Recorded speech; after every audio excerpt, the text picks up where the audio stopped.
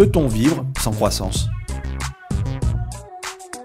Une société qui se condamne à vivre sans croissance, c'est une société qui se condamne à stagner, c'est-à-dire à ne pas améliorer le niveau de vie de ses citoyens, ou la qualité de vie de ses citoyens, et qui se condamne à empêcher de nouvelles idées de remplacer les idées existantes. Par exemple, l'Albanie avait fait le choix de la stagnation et du repli sur soi.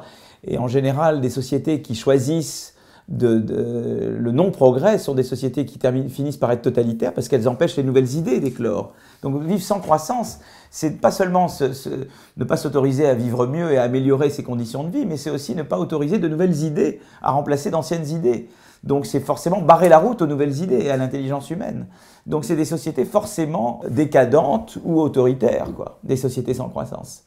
Oui, la croissance est nécessaire, c'est comme le sang qui circule dans nos veines, quoi. Vous et moi, oui, on peut vivre sans croissance, on changera un peu moins souvent de smartphone, on mangera un peu moins de viande et on s'en portera pas forcément plus mal. Mais de nombreuses personnes vivent encore sans accès aux moyens d'une vie décente, que ce soit sur le plan du logement, de l'alimentation, de l'éducation ou de la santé. Eux ont besoin de croissance. Le problème, c'est que certaines ressources sont épuisables, comme notamment la capacité de l'atmosphère à absorber nos émissions de carbone. Donc, nous devons découpler la croissance économique et notre pression sur l'environnement, notre consommation de ressources. On est plutôt sur la bonne voie, puisque l'an dernier, avec une croissance mondiale à plus de 3%, on a stabilisé nos émissions d'effet de serre.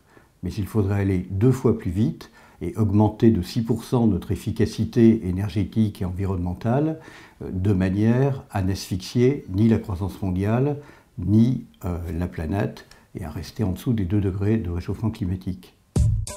L'innovation est-elle la seule planche de salut ? L'innovation n'est pas la seule source de croissance. Le rattrapage technologique, l'accumulation de capital sont des sources de croissance. Mais dans les pays développés en particulier, l'innovation est la principale source de croissance parce que le rattrapage est fait par les pays émergents. Donc nous n'avons pas d'autre choix que d'innover. Mais l'innovation, vous savez, c'est très large. C'est pas seulement des nouveaux produits ou des nouveaux processus de production. C'est tout ce qui fait qu'on invente de nouvelles façons de faire, de nouvelles manières d'organiser le travail, des façons d'économiser l'énergie, des façons de vivre plus intelligemment. Tout ça, c'est de l'innovation. Je crois que si on est dans un monde sans innovation, on est dans un monde profondément malthusien.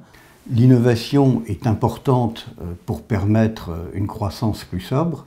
Par exemple, les progrès faits sur le photovoltaïque, sur l'énergie solaire, permettent d'éviter de brûler des énergies fossiles, mais il ne faut pas regarder que l'innovation technique, il faut aussi innover sur nos modèles économiques et sur nos comportements. Par exemple, prendre les transports en commun, utiliser le covoiturage, plutôt que d'utiliser systématiquement la voiture individuelle ou recycler efficacement.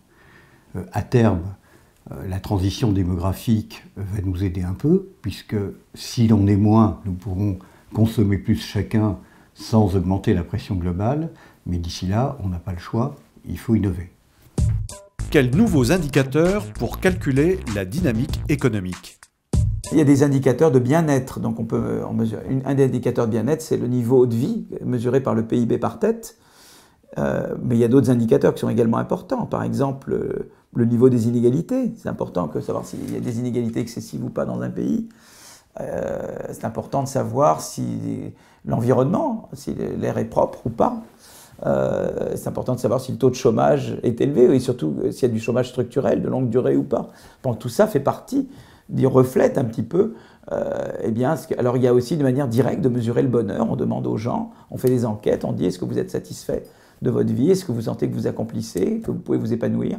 Mais il y a des relations entre ces indicateurs. Par exemple, Angus Deaton, qui a eu le prix Nobel cette année, montre qu'il y a un lien très, très clair entre le PIB par tête et les indices de satisfaction. 2 indicateurs me semblent particulièrement pertinents. D'une part, le taux de personnes ayant accès aux moyens d'un mode de vie décent, et d'autre part, l'égalité des chances. Sur le premier indicateur, la France est plutôt bon élève, même si des progrès restent à faire. Sur le deuxième, on est un des plus mauvais élèves de la classe des pays développés, puisque chez nous, un enfant de chômeur a 10 fois moins de chances d'accéder à l'enseignement supérieur qu'un enfant d'enseignant.